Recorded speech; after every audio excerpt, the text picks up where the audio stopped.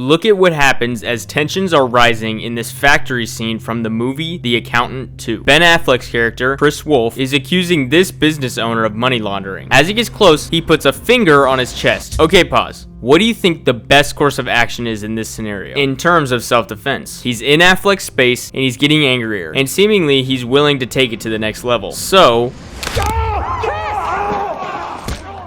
what Affleck did in this exact moment is the smartest move he could have done and exactly what should be done if this situation were to happen in real life. This entire fight against 3 dudes is over in 20 seconds, and you'll see how there's 2 main things Affleck does in this fight to invoke the quickest submissions, to get the information he needs and be on his way as fast as possible. And by submissions, I mean they're on the ground, unable to fight anymore. This fight is not about flash, not about long-winded action, it's about speed and efficiency. Before I explain this scene, there's another fight earlier in this movie that really shows the unnecessary and large collateral damage that occurs because of chaotic and inefficient fighting, instead of doing things that actually move the needle, i.e. end the fight. Let me break it down. This is the first scene in this movie, which like I said is called The Accountant 2. Briefly, these 2 movies are about an accountant with autism who's got hands. So, J.K. Simmons is in a bingo place when these people are coming to kill him. He runs into a bathroom, and while his opponents do the slow bathroom stall cliche, Simmons prepares to strike. Just know, this fight is a bit of a clown show. I can count on less than a hand the amount of good things that were done in this fight, and from when it started till it ended, there were countless things that were in J.K. Simmons' control that could have ended it from the first 5 seconds. The first thing he does is slams open the door and goes for the arm holding the gun to direct it away from him. The stall door knocks this guy back this hard somehow, which that's dumb, but I'll ignore it. The gun arm is the priority, and they're stuck here holding it, basically muscle versus muscle. This is a typical, quote, struggle in inefficient fight scenes like this. Simmons' opponent hits his hand off his arm and elbows his face. While the elbow is good here, there's more he could have done, because it leads to Simmons getting control of the gun arm again. Just playing devil's advocate. I know we're rooting for J. Jonah Jameson over here. Boss, your wife's on the line. She said she lost a checkbook. Thanks for the good news. But you know,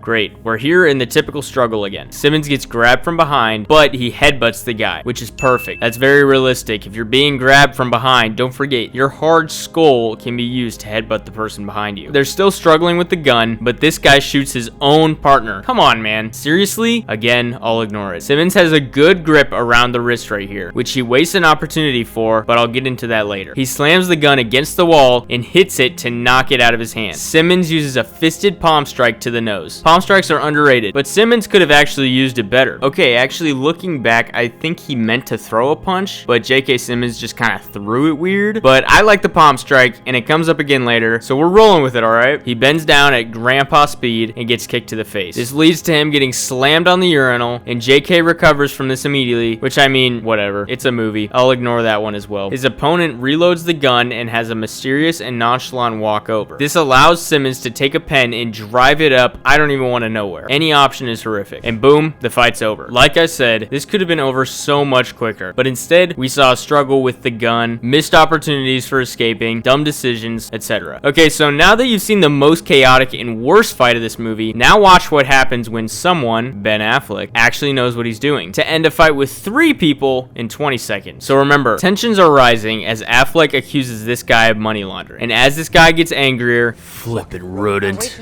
he puts a finger on Affleck's chest. This can be considered battery in some states. Regardless, Affleck does what I think is almost the smartest move in this situation. I'll let you think on why I said almost. But as you saw, what Affleck does is a joint lock on the finger. I want you, right now, to take your index finger and bend it backward until it hurts a little, okay? Now, your finger can go even further back to cause much more pain before it breaks. This is the exact thing Boss Rutan says in this clip as the perfect move in a scenario where someone's poking your chest. I said, no, don't do that again. As soon as they do it again, grab the finger. They shouldn't have pushed you against the chest. And he's right. He should not have gotten in Affleck's space like that. You can literally see Affleck contemplating what he's about to do. You better get that finger off my chest. You better do it. Nope. I'm gonna hurt you, pal. It's already in motion. Well, put it out of motion.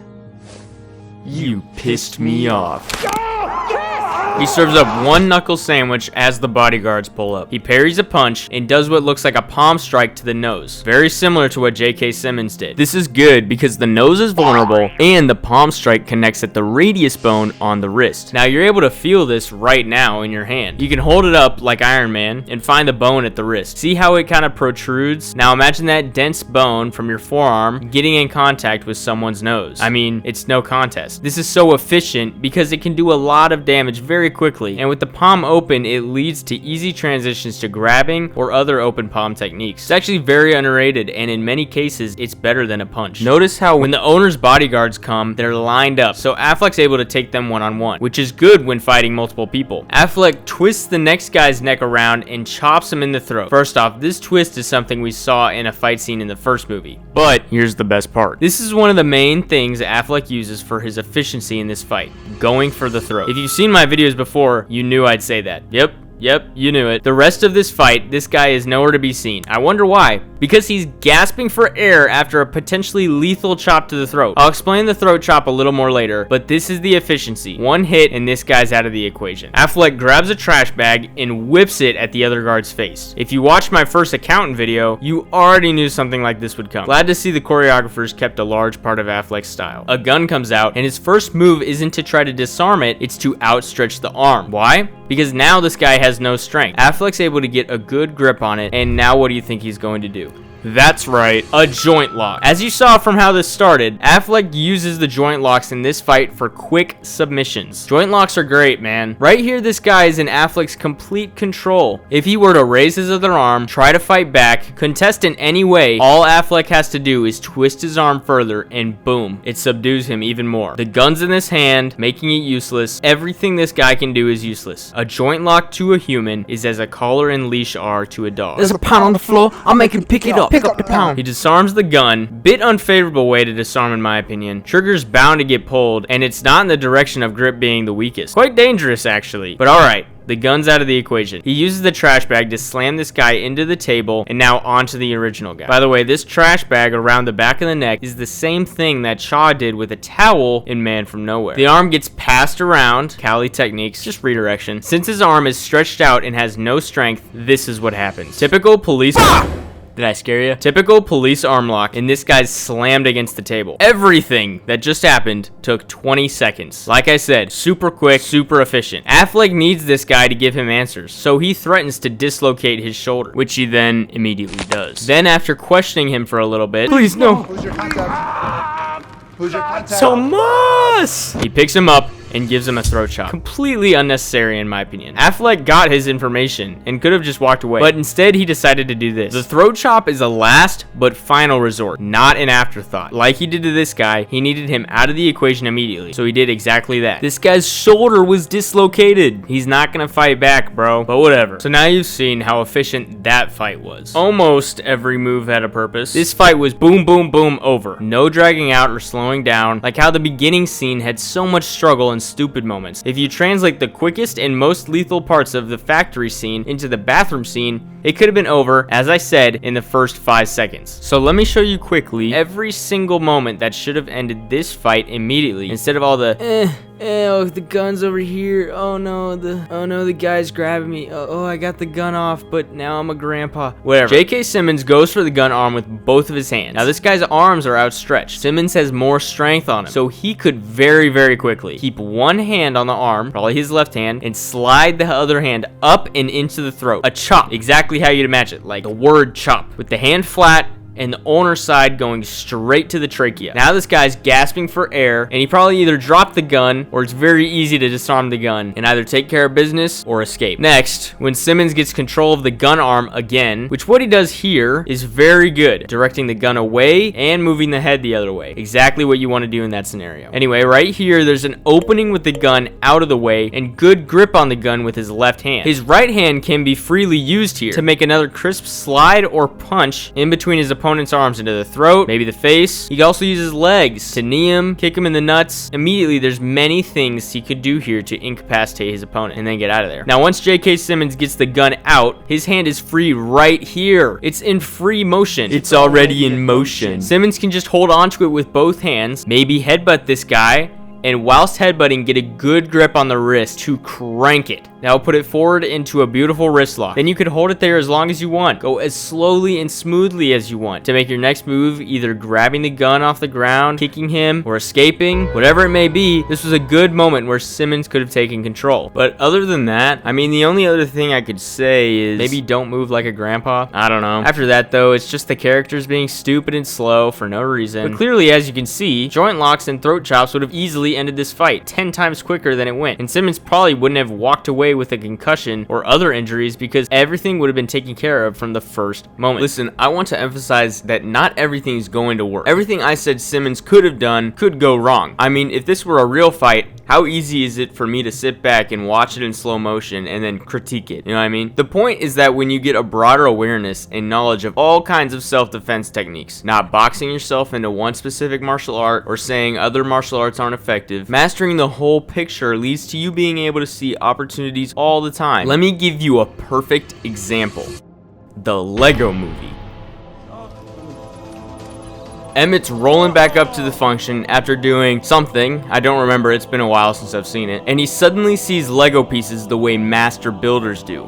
I can see everything. That's literally how it is. That's exactly how it feels. I've felt this with many skills I've learned in life. When everything clicks into place, and you look around, and you're just like, I can see everything. It's like the level up moment to mastering a skill. This exact phenomenon can be applied to self-defense. I was talking about this stuff in the Equalizer video, and there's a specific way to do this, like for real. And Ben Affleck executes this almost perfectly. I'm in the factory pre-fight. The present me is about to fight 3 guys. The goal is extract information from this guy, which requires these 2 are not getting in the way and having leverage over this guy to get the information I need. Now, what's the quickest way to get me, Ben Affleck, to my goal? Information. Effective moves on vulnerable areas. Boom, boom, boom, boom. I can see everything. Simmons' goal is just survival. So he's on the defense almost the whole time. So he's panically doing whatever he can to live. So do you see? Mastering self-defense leads to mastering awareness. Mastering awareness leads to no panicking. No panicking leads to quick and efficient decisions. Quick and efficient decisions leads to getting out alive. Are you picking up what I'm putting down? The throat and joint locks are those quick and efficient decisions. There's way more, obviously, but that's just what I'm focused on today. Remember when I said this? I'll explain the throat chop a little more later. Well, later has officially arrived. A throat chop is an immediate but final resort. It may do 0 damage, may do a lot. It's kind of hard to tell. It can just put someone down for a few minutes while they struggle to breathe, or it can cause people to suffocate and die. So if it's your life or theirs, chop the throat. But this and this could kill them in a not life or death scenario. Of course, it's not super likely, but use it only when it's serious. What throat chops do is they temporarily collapse the trachea and cause someone to struggle to breathe, and literally renders them unable to do anything but roll on the ground trying to catch their breath. It can also hit the side of the neck in the brachial plexus, which is a nerve bundle, and that can cause someone to lose feeling and control in their whole arm temporarily. They're powerful, but use them as a last resort. For joint locks though, the reason these joint locks are so effective is because there are joints everywhere in the body that are just there for you to bend in the direction they're not meant to go. Before any real damage occurs, it can get really painful. See this guy here, he's literally yo-yoing this guy's arm around, making him tap several times, but he's doing no real damage. See, this guy gets up and he's fine. That's why joint locks are so powerful. Gives total control. Just wanna put some pressure on and say what you doing, bro. Doesn't do serious damage. I've got a whole lot to say about joint locks, as you may be able to tell. So if anybody wants a separate video on them specifically, I'll do that. But many joint locks are done on parts of the body where muscle is no longer a factor. Regardless of how many muscles you've got, even if your muscles are as big as mine, you can still inflict pain via the joints. That's bang on, mate. The finger lock Affleck or Boss Rutan used in these clips reminds me of one word. Skadoosh. Maybe not this powerful, but I think you get the gist. The factory scene with these quick and efficient moves was really the only good action scene in this entire movie. The scene ended and the lady he's with is clearly pissed. Were you dropped on your head as a child?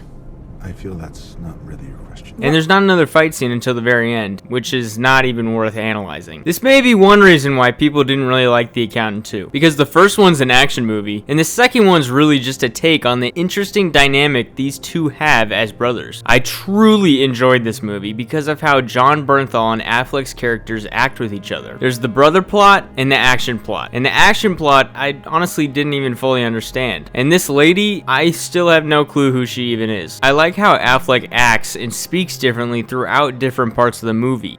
I'm sure I can have heard it. At first I thought Affleck just wasn't able to stay consistent with his character, and that could be true, but I also realized there's a difference between how he acts in public and personal scenarios. Braxton, don't repeat me. As if he feels he can act like his true self if only with Braxton. But in every other scenario, he puts on his public mask. Look at the contrast. This lady's in the room, so he's got his public persona on. You often confess to capital murder? I actually didn't say anything. When they're alone, he speaks differently. Yes. That's not funny, Braxton. I like things. Oh, it's so funny. Oh, suck your mouth It's sometimes. so You see, funny. his words are just different. You see, he's like, Braxton, don't repeat me. And then whenever he's a professional, he's like, do you often confess to capital murder? Braxton doesn't seem to switch at all, though. We don't get to decide who lives and who dies. Apparently I do. To an extent, we all do this. This movie is sort of an exaggerated version of our everyday public mask we put on. How corny was that? Who else rolled their eyes when I said that? Actually, the best part is that when they first reunite, there's a lot of tension. You look good. I think so too. Jag off. Then they spend some quality time together. No. Yes. Okay. What do you mean, no, yes, okay? Are we having a conversation here, Chris? And suddenly they're bonding hella hard. Shut the front door. You! I'm very smooth. You! Look at you! Pretty beautiful story. If you don't like this movie, man, you got another thing coming. Anyway, great movie, one good fight scene, new video soon. Peace.